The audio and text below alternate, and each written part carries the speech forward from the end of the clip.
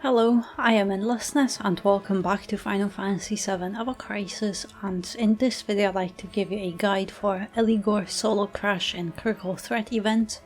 Eligor is weak to ice and doesn't have any increased defenses, so you can use either physical or magic ice, and at the beginning of the battle Eligor will cast Doom on your team, and that means you have to defeat Eligor before that time reaches 0, and that means the battle is a DPS race.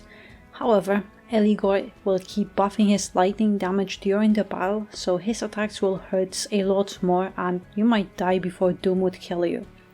Also, mid-battle, Eligor will summon 2 phantoms that will inflict silence, so you will have to defeat them as well.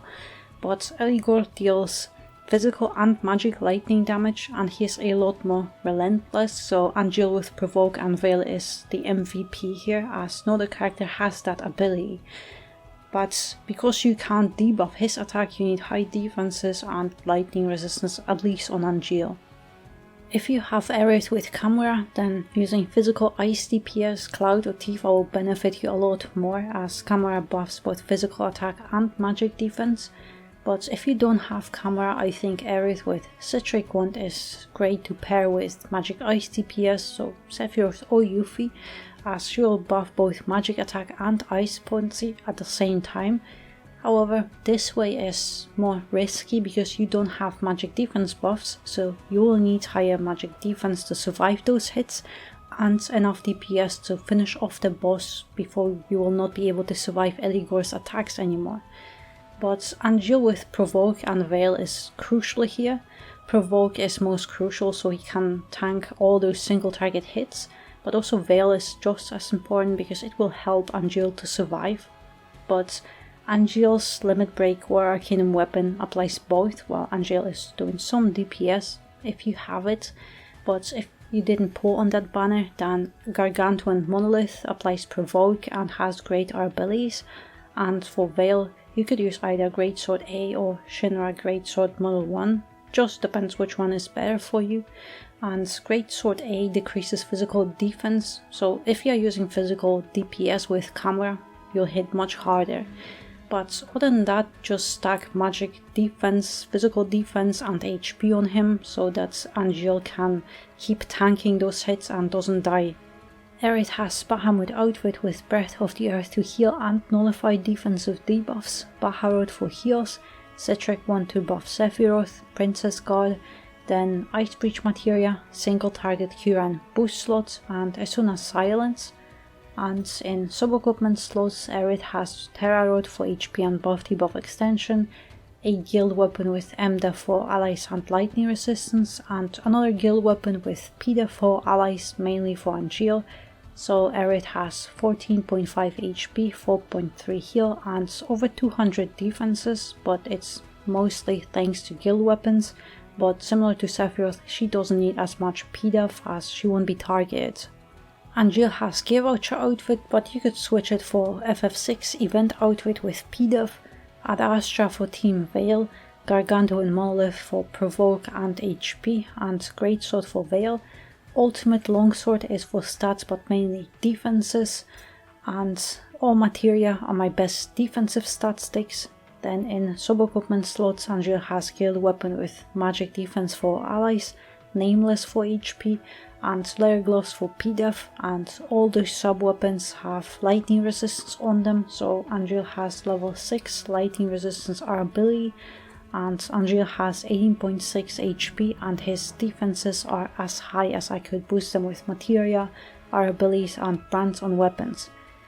But also, if you are using magic ice DPS, you could equip Mana Breach materia if you have good stats on it. It would increase the damage your DPS will deal to the boss. Sephiroth has Ice Arcanum outfit with Shiva, Edged Wings for DPS and Shinra Blade is just for stats. Genji, materia are both offensive and defensive stat sticks. In sub-equipment slots, Seth has Eligor event weapon for HP and ice potency, and hand sword for attack and ice potency, and electric cannon for magic attack and magic ability potency. So Sev has 13.9 HP, 9.6 magic attack and moderate defenses, and with those stats he will barely survive opening attack, but that's all I really need.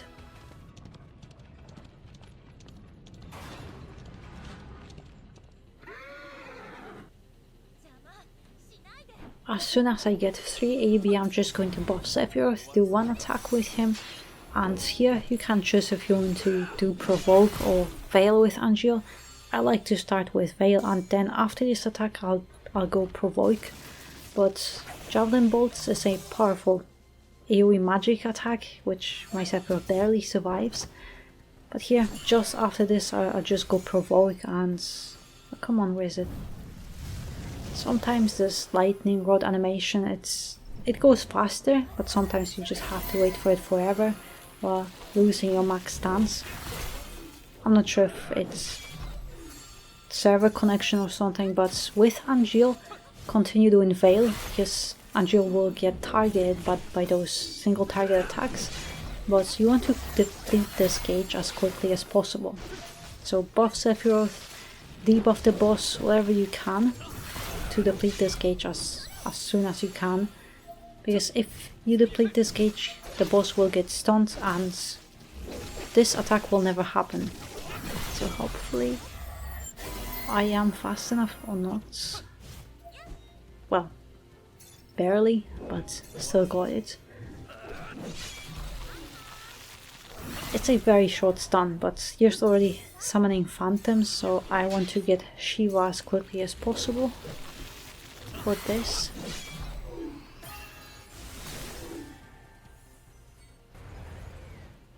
Those phantoms are not really dangerous, they are just very annoying. Also, my Provoke expired, so I have to reapply it, but Piercing Storm is a single target magic attack, but Angeal will get targeted by even more attacks. So his magic defense will be fully debuffed, and that's why well, maybe if you have Kamura it might go different, but I have to rely on those two limit breaks to nullify those debuffs, and Ad Astra is just to shield a little bit more. Yeah, Ad Astra absorbed most of it.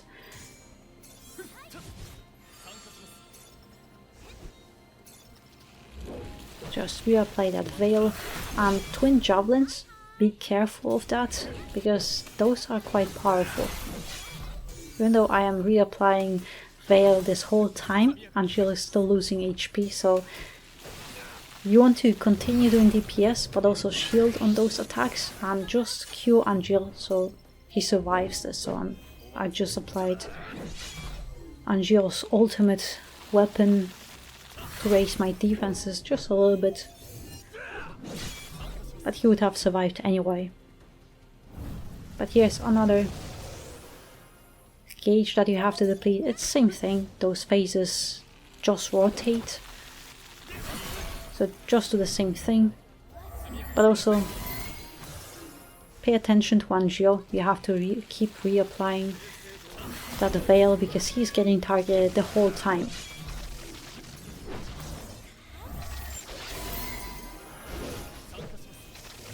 But also, I might have forgotten to say, those are physical attacks. So that's why you need physical defense on him. Still fine.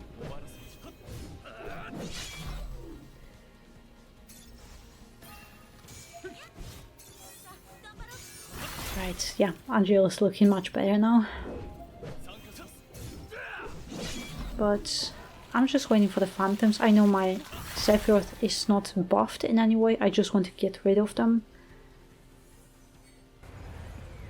Ideally you want to buff him first, buff his magic attack and ice buns, and then do Shiva for maximum damage, and also you might want to do Ice Bridge here before Shiva. But I purposely didn't do that because I don't want to kill him too fast for the guide. But it'll be the same thing. This attack, the only way I survive this attack if I do Ad Astra and Veil. And also Breath of the Earth to nullify those debuffs, because my Sephiroth and Aerith don't really have lightning resistance and defense is too high, so this is the only way I survived this one, but the other one, I'm not sure if I would be able to survive.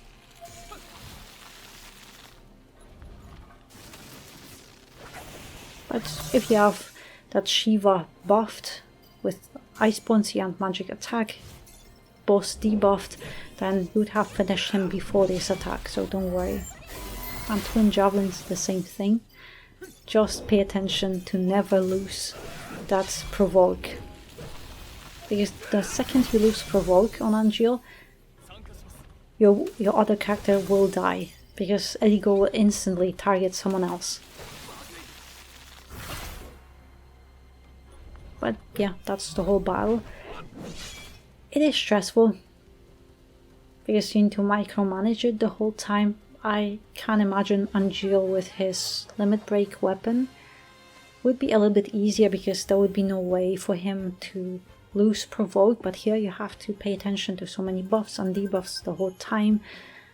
But yeah, that's the battle, and actually I'm a little bit surprised that I cleared it. I didn't think Angeal with this build would be able to tank everything, but I'm just glad he does.